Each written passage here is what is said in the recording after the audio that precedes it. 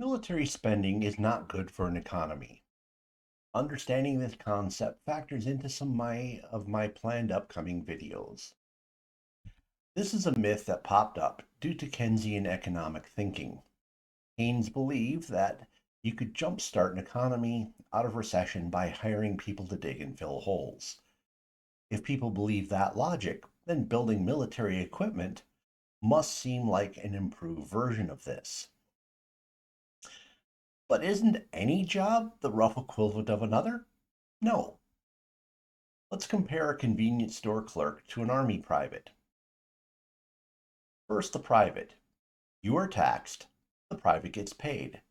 The private does all manner of interesting things all day long, but nobody derives much, if any, direct benefit from those tasks. There's an indirect benefit, which we'll discuss later. The convenience store clerk gets paid by a company to stock shelves and sell goods. You and I come to the convenience store and buy higher priced items because we are willing to pay a bit more to get them quickly. We receive goods, the convenience store makes money, some of which is used to pay the clerk. The goods we buy must be restocked.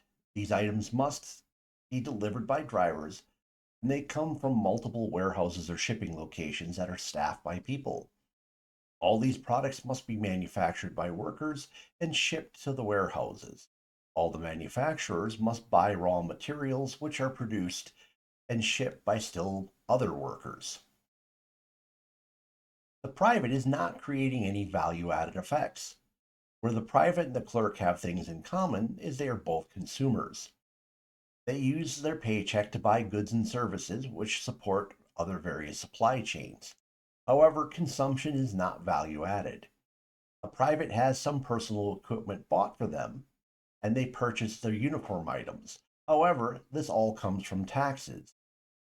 Clerk has to buy their own clothes with what they earned. All the consumption ends things the private does. They do without the value of creating a good or performing a service. You may object to the idea of military people not providing a service, and I'll explain what it is they actually provide in a bit. But the military buys manufactured goods. Doesn't that create jobs? This is also a function of value added. Let's compare a tank to a civilian vehicle. Both are created in manufacturing plants by workers. Both need maintenance support, parts, and petroleum products, which support jobs in other industries. When a civilian purchases a car, there are many value added benefits. First, they either have to save up for the car or purchase it with installment payments. This either creates a savings account or a loan that makes money available for financial institutions to make other loans and investments from. The person who buys a vehicle will use it to get to work or use it for a business that provides goods and or services to people. The vehicle will be used to go purchase goods and bring them home to businesses or other homes. When it is time to upgrade, they will sell their vehicle. This used vehicle will be significantly discounted and will allow lower income earners to get to work, shop, or facilitate their business. When the vehicle eventually is incapable of running, parts will be salvaged from it to allow other people to keep their vehicles running. Large portions of the vehicle will be recycled and used in other things. Tanks don't bring people to work, don't deliver goods, they just consume. When they age out, they end up in stockpiles that cost money to maintain, or they are given to foreign countries. In some cases, they are sold to foreign countries. It is often done via foreign aid credits. Taxpayer money is given to a foreign country, and then they use that money to buy our cast offs. The myths of military spending being economically good sprang from bad interpretations of history. World War I appeared to be a boom to the US economy. This illusion occurred as the US government generated, at the time, unprecedented deficits. As soon as the war ended, the economy had the worst crash up until that time. 1930s socialist Germany also touted as a miracle economy. They went from mass unemployment and street violence to order and apparent full employment. However, their full employment was achieved by pressuring women out of the workplace and fudged numbers. While the German economy seemed to be humming, the actual standard of living was no better than it was before World War I. The US World War II economy was also a mirage. Yes, full employment had been achieved, but at the cost of standard of living. Being drafted made a person employed. It also meant crap wages for being put in mortal danger. Gasoline, meat, and most common goods were rationed or scarce. Full employment under these conditions came with a massive loss in standard of living. Eisenhower told us that every gun that is made, every warship launched, every rocket fired signifies, in the final sense, a theft from those who hunger and who are not fed, those who are cold and not clothed. This world in arms is not spending money alone, it is spending the sweat of its laborers, the genius of its scientists, the hopes of its children.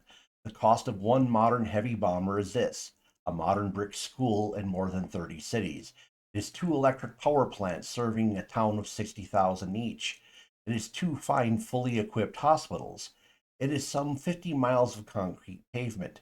We pay for a single fighter plane with 500,000 bushels of wheat. We pay for a single destroyer with new homes that could have housed more than 8,000 people. Now, this man is no tree hugging hippie and was certainly an advocate for the neoliberal order. So, to an answer to a question I hinted at earlier, if the military isn't a service, what is it? Well, it's insurance. Military spending exists so that we are prepared for adversaries who might attack, just as a person buys a home insurance in case of a fire or tornado. Is insurance always a sound investment? Well, it's circumstantial.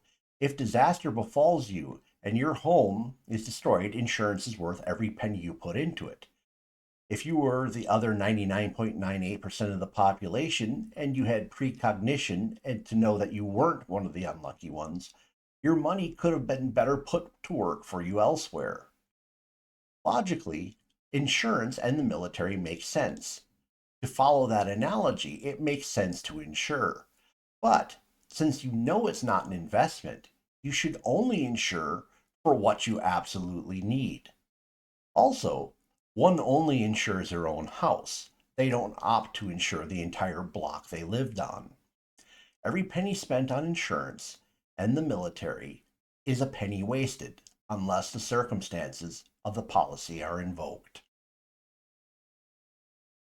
All right.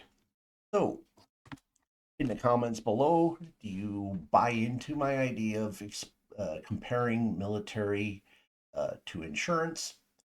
And do you have any disputes with my characterizations of a military job versus a civilian job and military equipment versus civilian equipment? Please smash the like button. If you've stumbled onto this channel and you're not a regular subscriber, please check out some of my other titles. I'm sure you'll find something you like. Please subscribe. And if you know someone who might find this interesting, please consider sharing it with them. Thank you for spending time with me this evening. Hope to see you again in a future video.